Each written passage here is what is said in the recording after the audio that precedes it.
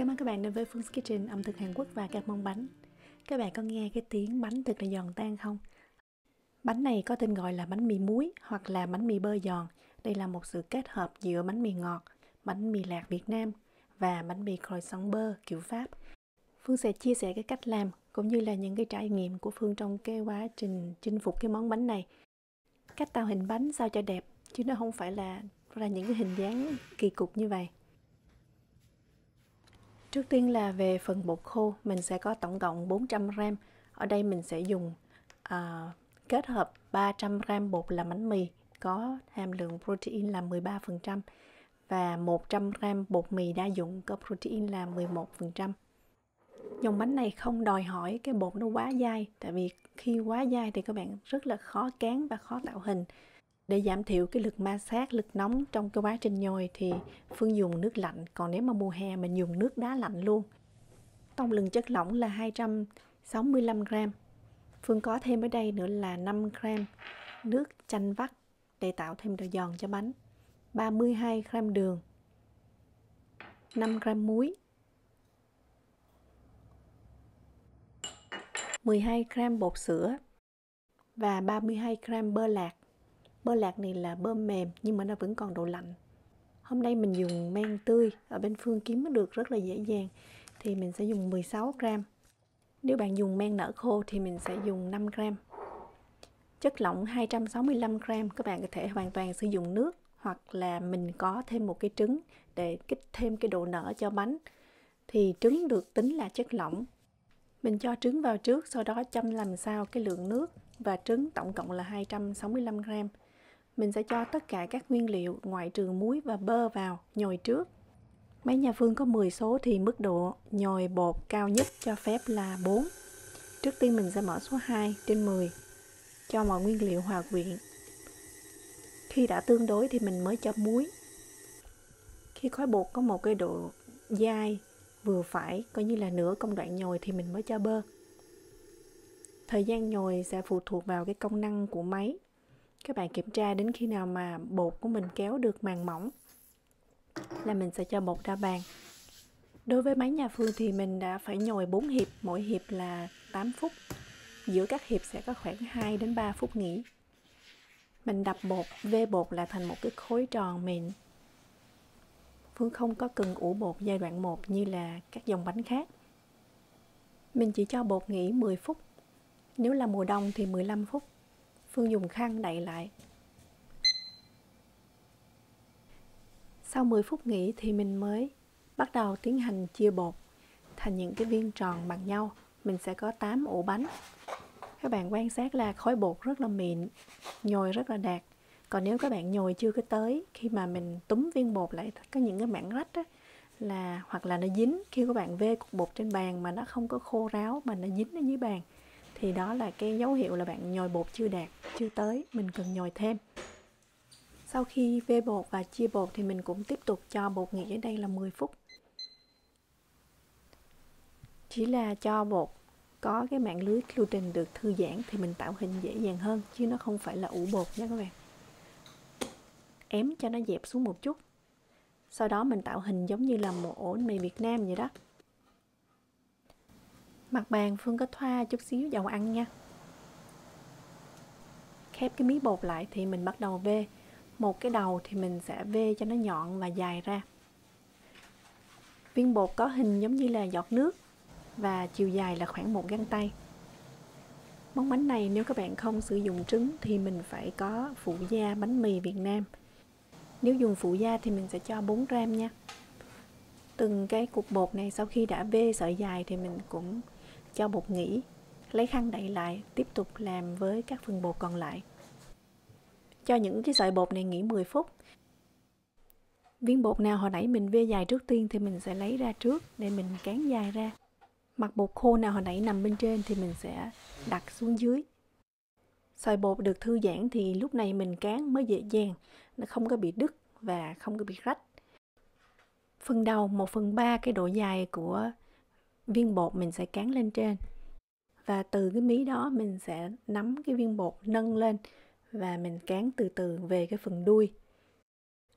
Phần đầu của viên bột sẽ là phần to nhất và cái chỗ bề ngang không nên dài hơn 6 cm. Chiều dài là 2 găng tay rưỡi. Cho vào một thỏi bơ 10 g. Thỏi bơ này nãy giờ là mình phải nên để lạnh, hoặc là các bạn để ngăn đá khoảng chừng 10 phút trước khi các bạn sử dụng nha. Thao tác cuộn không chỉ đơn giản là cuộn mà mình phải vừa cuộn vừa nhấc lên, nhẹ nhàng kéo giãn ra một chút, tiếp tục cuộn, thì cái thao tác cuộn sẽ giúp cho miếng bột được mỏng và nó được dài ra, mà viên bột không có chiều hướng là bè ra theo bề ngang. Viên bột mà tạo hình đẹp sẽ có ít nhất là 3 đến 4 miếng. Bánh sau khi tạo hình mình cho thẳng lên cái khay nướng bánh, không có lót giấy nướng nha. Phương chia sẻ thêm là những lần đầu Phương tạo hình không được đẹp. Lý do là viên bột mình không có tạo hình theo cái kiểu mà bánh mì Việt Nam, mà mình chỉ vê cho nó thành cái hình giọt nước. Nó khá là ngắn. Sau khi được nghỉ 10 phút nó sẽ càng ngắn lại nữa. Viên bột quá ngắn thì khi tạo hình nó sẽ có chiều hướng là bề ngang nó hơi rộng. Mình nắm viên bột kéo dài ra rất là khó khăn, và bột sẽ có cái xu hướng cứ co lại đó các bạn. Khi bề ngang quá rộng thì cái miếng bánh của mình nó có bề ngang dài, khi nướng lên nó nở theo chiều dài thì nó sẽ không có được mút míp và không có đẹp. Đây là bánh đã nở chuẩn, nở gấp đôi sau khi tạo hình. Bên Phương hiện tại là mùa hè nên chỉ cần khoảng 45 đến 50 phút là mình có thể bắt đầu đi mở lò.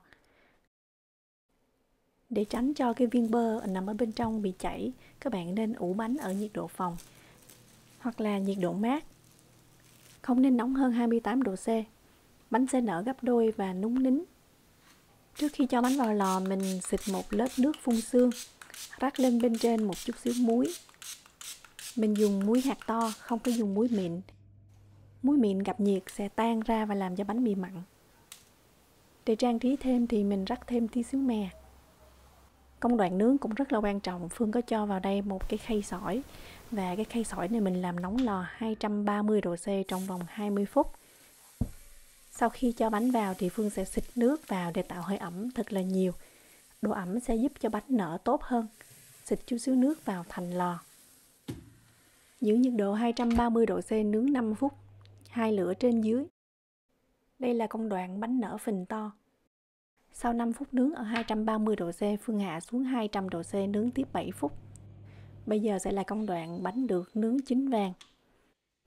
Mở cửa vài giây để giúp cho cái hơi ẩm thoát ra.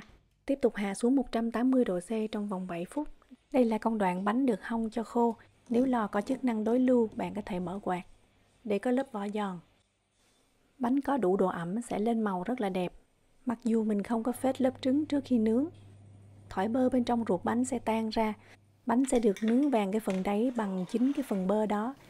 Trong quá trình nướng các bạn thấy bơ nó chảy ra thành một vũng bơ thì các bạn đừng có giật mình nha. Sau khi đế bánh được chín vàng rụm thì cái phần bơ đó sẽ rút ngược trở vào. Bánh vừa ra khỏi lò thì Phương sẽ phết lên một cái lớp bơ đun tan chảy cho mặt bánh được bóng bẩy. Món bánh này chỉ giòn khi mà nó còn nóng hoặc là ra khỏi lò sau tầm 2 đến 3 tiếng. Bánh hoàn toàn nguội thì nó sẽ mất đi độ giòn và nó trở thành là một món bánh mì ngọt. Cho nên vì vậy món bánh này nên được ăn khi nóng là ngon nhất. Nó không có lạt như là bánh mì lạc Việt Nam, không ngọt như là bánh mì ngọt, và cũng không có nhiều bơ như là bánh mì croissant Pháp, mà là một cái sự dung hòa giữa ba loại bánh. Bánh thơm bơ và giòn, xớ bánh rất là dai và mịn. Bên trong ruột bánh có một cái hang nhỏ. Phương sẽ cắt bánh ra cho các bạn xem nha. Cách ăn bánh này thì các bạn cũng có thể áp dụng giống như là bánh mì thịt Việt Nam, hoặc là mình cắt đôi ra cho thêm mứt dâu hoặc chấm sữa đặc, hoặc các bạn cho một lát cheese, thịt nguội, ham, salad, dưa leo. Ăn như là một món bánh sandwich. Đây là những lần đầu Phương tạo hình bánh không được đẹp, ra những hình dáng rất là kỳ cục. Ban đầu Phương dùng giấy nướng bánh để lót, thì ưu điểm là mình không có bị dơ cái khay nướng, nhưng mà nhược điểm là cái đế bánh nó sẽ không có được giòn, bớt đi độ giòn. Bột nhồi không đạt thì bánh sẽ rất là đặc ruột. Đây là bánh Phương chỉ nướng ở nhiệt độ 180 độ C trong vòng 20 phút. thì nó sẽ có thành phẩm là giống bánh mì ngọt chứ nó không có độ giòn. Bây giờ Phương chia sẻ các bạn nghe thì có vẻ như là hợp lý, nhưng mà khi Phương học làm cái món bánh này thì có rất là nhiều cái điểm mà mình không để ý. Phải làm rất là nhiều lần để tìm ra cái lý do và cái nguyên nhân thất bại của mình. Món bánh này sang ngày hôm sau tuy nó không còn độ giòn, các bạn cho vào máy nướng nó sẽ giòn rụm trở lại. Tụi nhỏ nhà Phương thì hay ăn chấm sữa đặc hoặc là trét mật ong, hoặc đơn giản là cho vài lát thịt nguội, chà bông hoặc là chả lụa. Phương chúc các bạn cũng làm thành công món bánh mì ngon cho gia đình thưởng thức. Chào tạm biệt và hẹn gặp lại các bạn vào mỗi thứ Năm hàng tuần.